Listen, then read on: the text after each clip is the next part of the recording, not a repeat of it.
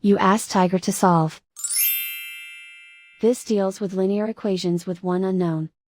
The final result is n equals -1/2. Let's solve it step by step. Simplify the expression. Group like terms. Simplify the arithmetic. Group all constants on the right side of the equation. Subtract 1 from both sides. Simplify the arithmetic.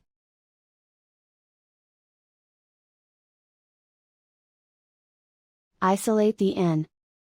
Divide both sides by 2. Simplify the fraction.